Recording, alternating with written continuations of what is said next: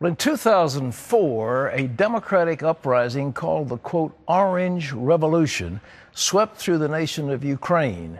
And this week, Ukrainians took another big step of independence by joining the World Trade Organization. Dale Hurd reports on the transformation of this former Soviet republic. Ukraine relaunched its experiment in democracy in December. After months of political stalemate, a special election gave the supporters of democracy a narrow victory in parliament. President Viktor Yushchenko and newly appointed Prime Minister Yulia Tymoshenko, the heroes of the Orange Revolution, control the government. With pro-democracy forces in charge, this vital part of the old Soviet Union aims to join the West, the European Union, perhaps even NATO. Yushchenko has already asked NATO to let Ukraine start the membership process in April. That's something Russian President Vladimir Putin wants to prevent. If Ukraine becomes a bastion for Western-style democracy, Russia's hopes to regain superpower status could suffer a fatal setback. Ukraine analyst Ariel Cohen. Without Ukraine, it won't be able to rebuild its empire, if ever it will try. Control of Ukraine, domination of Ukraine, is very important for Moscow. Putin has tried to control Ukraine through powerful politicians and businessmen sympathetic to Russia. But the 2004 Orange Revolution struck a blow against Russian domination and old-style hardball politics. And what brought about that monumental moment in history? President Yushchenko says a Kiev church played a crucial role. In the summer of 2004, the Embassy of God, led by Nigerian-born pastor Sunday Elijah, successfully protested the government's confiscation of their church property, paving the way for the political revolution that shook Ukraine just 6 months later. It is somewhat ironic that a pastor from Nigeria would shake up the politics in the Ukraine. But he's here with us. It's a pleasure to welcome the pastor from the Ukraine, Sunday Elijah. So glad to see you, Pastor. God bless you. Tell me what happened in this thing. The Orange Revolution was under the thumb of the Soviet, the Russians. They tried to block it in every way. And what role did you play? How did you get involved in it? Well, all the churches in Ukraine have actually been praying for years for God to set the country free from all the influences of communism and Russia. But our church, because we're the largest evangelical church in the country, and because of the situation with persecution and trying to deport me and get us out of the building that we were in. And so we just took to the street. I took 20,000 people with me. But this is something that is unprecedented in the Ukraine, because the last people who did got shot. And this is Russian-backed government. And everybody was afraid that they were going to shoot us as well. But we had 20,000 people. That is more than the number of police in the country. Oh, I see. So they're afraid they couldn't shoot you all. They couldn't shoot us all. And well, when I got to the school, I spoke to the government representatives, and because God has shown me a vision that this act is going to lead to a national rebirth. And I told them, if you are not going to take responsibility for the redemption of this country, I, a black man that you call a nigger and a monkey, I'm going to take responsibility for the redemption of Ukraine. And that quotation became one of the 10 quotations that the Ukrainian media said changed the whole history of the country. 6 months later, after we took 20,000 people out and there was no consequences, the whole country came out, including 10,000 people from our church, to protest the result of the election. But I'm still paying the price for that action, because Putin and KGB in Russia, they are adamant that we are the people responsible for that revolution. And because of that, they deported me from Russia, canceled my visa.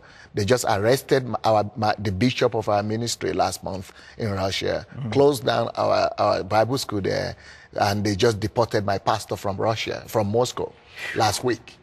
Well, now the Ukrainian government, though, has been friendly to you. They've opened their arms. Yes. The government of Ukraine, Viktor Yushchenko is a very good friend of our church. He wrote me a letter of thanks after the Orange Revolution, because apart from bringing out the people to protest, we also housed from 1,000 to 2,000 people from in the cold. We took them to our church. We fed the people in the square. We provided security, medical services. So the president expresses gratitude that because of people like you, if not because of someone like you in the Ukraine, we would not be having democracy and the freedom we have today. Putin is doing everything he can to turn the thumb screws on the Ukraine. The question of gas, Gazprom is their big gas monopoly, and that supplies the natural gas to the Ukraine. What is he doing in relation to that? Well, I'm very happy that we have a new prime minister now, Yulia Tymoshenko, and she's adamant that she's not going to be dependent on Russian gas or oil anymore. So she's trying to build some more reliable coalition with Norway and some other countries like Azerbaijan and other countries that will be able to, that will make us to be able to bypass Russia. What do you think about the Ukraine?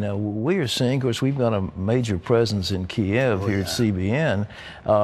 Is there real revival going on in the country, spiritual revival? Well, you know, just in our church alone, in the last 10 years, we've had over 2 million people walk with their feet to our central church in Kiev. That is just in Kiev. We still have 400 other churches in the Ukraine. This is just Kiev. These are the people who filled out the papers of, you know, getting born again. Now, not all of them are in the church today, but we don't need all of them to be in our church. Some of them are back in the Orthodox Church or Catholic Church. But anybody that has been touched by the power of God to give his life will never remain the same. And other churches have experienced the same kind of growth. And just in our church, we have members who come to church every week. We have over 100,000 members just in the Ukraine. But the influence of the revival in the Ukraine is greater than the numbers, because everybody is saying our church has 5 million. The government and the KGB say we have 5 million, but we only have 100,000. Now, why do they say that? It's because we believe and preach in our church that we must invade the 7 spheres of influence, which is the social and spiritual sphere of life, the political sphere of life, education, media, the social, the entertainment and art, culture. We must invade education and sports and entertainment. So all these things. So because our people are everywhere in the parliament, we have members. The Supreme, the chairman of the Supreme Court of the country gave his life in our church. The mayor of Kiev gave his life in our church.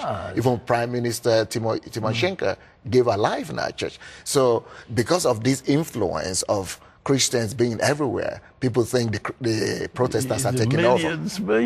Well, here again, you're a black man. You're from Africa. This makes no sense. It makes no sense. Yeah. Only God could do this. You know, for the first 4 years in Russia and in Ukraine, I couldn't get one European saved. 4 years. Yeah. Until God revealed to me that the problem is not just in the prejudice of the people, but the problem is also with me, because I was doing advertisement, trying to get people to come to church. And the Lord spoke to me very clearly. He said, if you want to touch this country, leave the pulpit. You cannot touch the people just by talking to them. People are not interested in listening to you. Go to the down and out, the drug addicts, the alcoholics, the bumps in the street, because those people, they don't care for the color anymore. They are dying. They only care for the touch of love. If you go to care for them, to love them, and if I could trust you with those down and out, in times to come, I will be able to trust you with the elite, with the powerful of the land as well. And that's what has happened. The first year, when I began to feed the people, cut their ears, change their clothes, and we had we had 7 people just by then. But in 1 year, we moved from 7 to 1,000 people, because their families began to come and say, what did you do to my son? What did you do to my husband? We've tried to cure him and to heal him all these years. Nothing worked. Well, that kind of changed my concept, that we would not be able to change a nation just in the 4 walls of the church. We must make the Christian faith practical. So today, we are feeding 2,000 people every day. We give them 3 square meals, 3,000 people every day. And they see the love of Jesus. Well, listen, it's a thrill seeing you. I am so excited about what's happening in the Ukraine, and I'm just glad that we can work together to see that country won for Jesus. It's marvelous. Sunday, Elijah. Is that come from Elijah in the Bible by any chance? Is that name, or that's something, huh? It sounds similar, but Adelaja actually means a reconciler. Reconciler. Yes, sir. What a nice name. Well, God bless you. And his book is called Church Shift.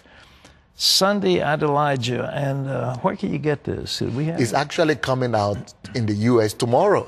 Oh, tomorrow, okay. On the 8th of February. All right. So anybody who goes to Amazon.com or churchship.org will be able to order the book for themselves. Well, you get that from Amazon. Church Shift. What a marvelous, marvelous testimony of the power of God. Well, Christy, there's more coming.